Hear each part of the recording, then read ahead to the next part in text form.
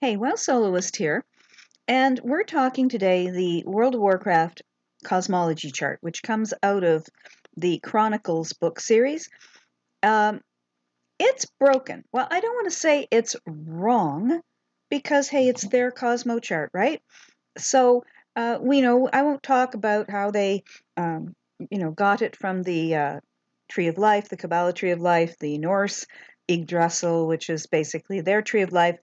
Um, This is their cosmology chart, but what I want to point out in this video is it's broken. It doesn't in the middle make sense. So if you're not familiar with the Cosmo chart, at the top, the outer edge bands are, if you wish, the, energy of the universe, right? The categories of energy of the universe. You have light energy, you have life energy, you have shadow energy at the bottom, you have death. Those are fundamental energies of the universe. Inside the circle, inside that, you will have for each thing at the top the primary actor in game in the Azeroth universe. So life is primarily manifested by nature. Light is manifested in holy, and then the actor, which would be the bottom half of that circle, the main actor is the Naru. They are creatures of the light, as far as we know. Similarly, the main actor from a god angelic kind of perspective for nature are the wild gods who protect nature. Similarly, if we look at disorder, disorder is manifested by fel magic, and the Burning Legion is the main engine of fel in that universe.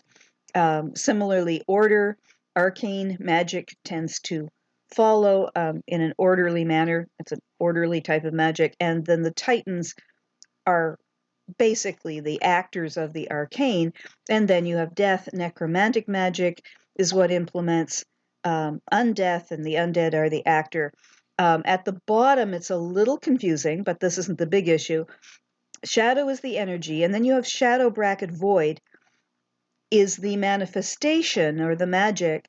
Um, they sort of have to call it both, but it would be nice if they could pick one or the other. Is shadow the energy and void is the magic? Well, there's shadow magic too, so they've got themselves in a bit of a box. The void lords are the major actor, and the old gods are their agent.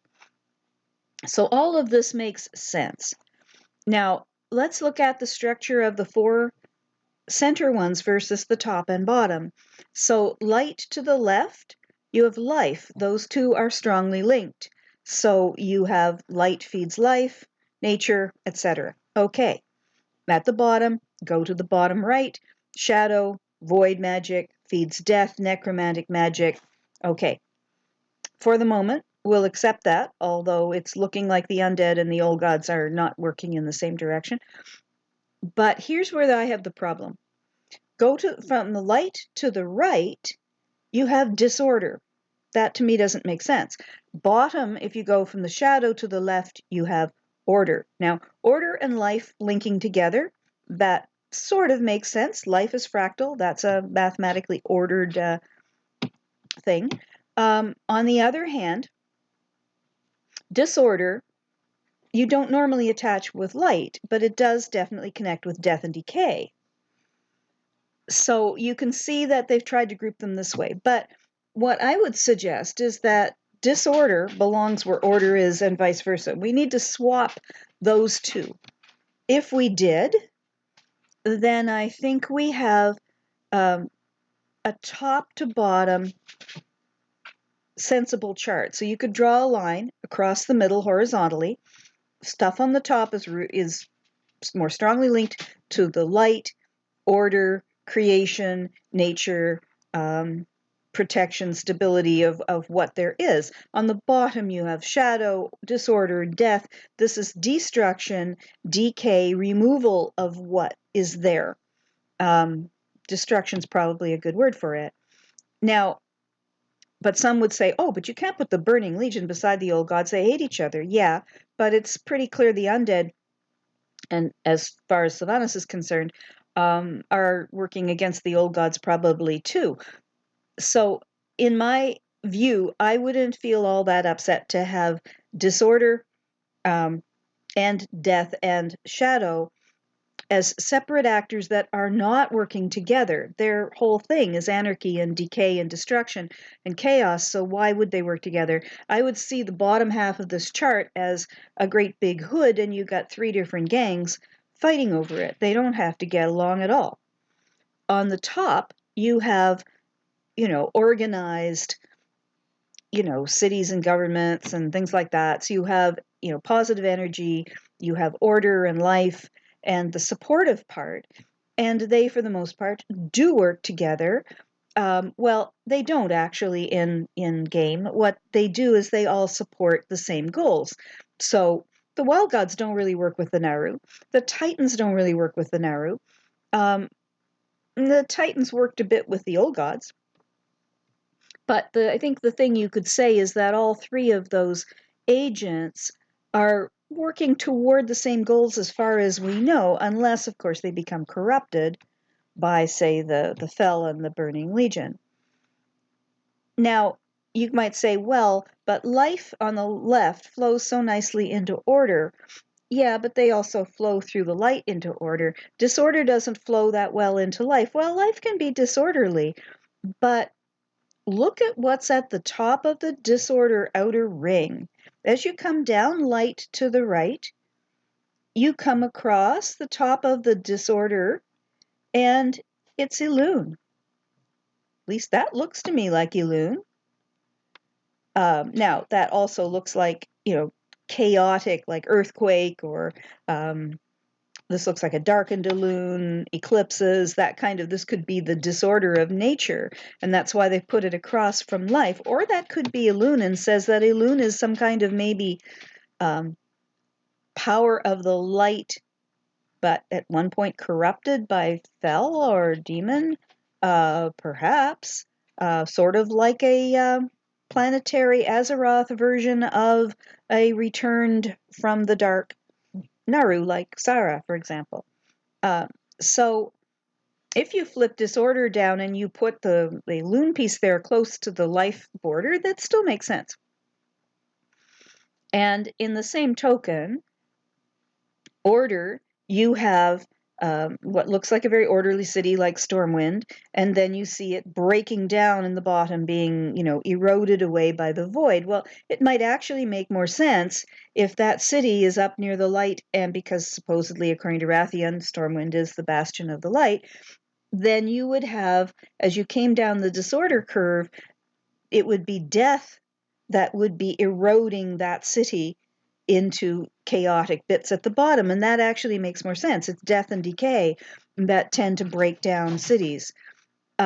So I really think those 2, to me, they flip well. The inner ring of the elements, I'm not so happy with how that's laid out anyway.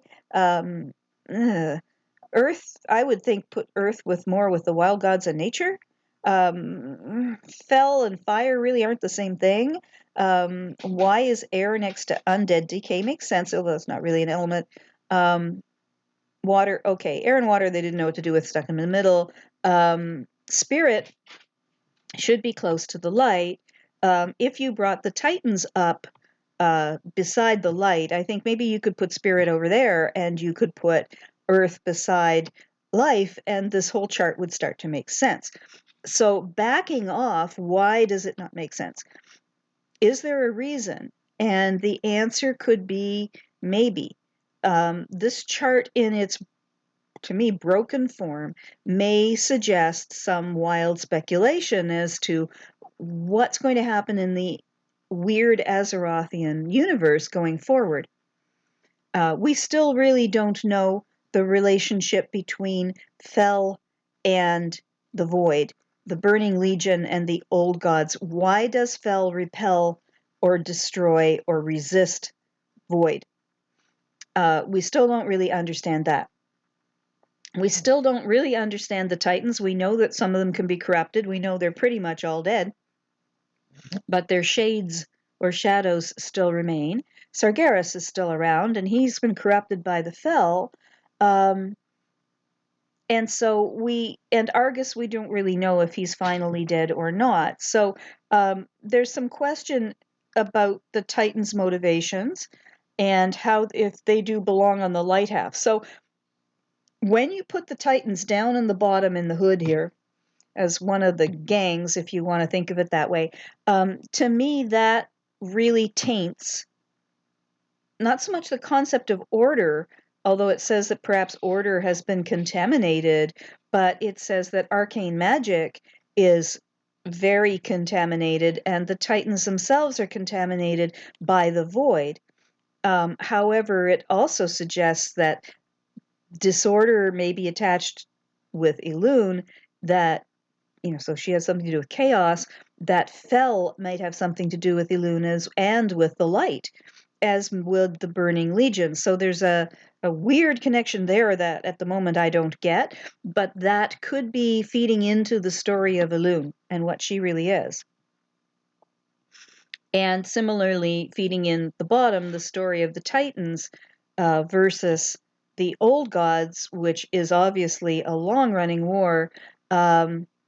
Perhaps there is some relationship there. We don't know, because we don't really understand the Void Lords and the whole relationship with Void. So I'm just, saying, going forward, there's obviously still some question as to how all of this evolves, but this chart is uncomfortably broken or unbalanced to me as it sits, and I can only believe that they drew it this way for a reason, because they have a plot that's being driven by this unnatural, unbalanced diagram going forward. Anyway, just another piece of wild lore speculation. Be interesting to see how it all plays out. WoW Soloist signing out.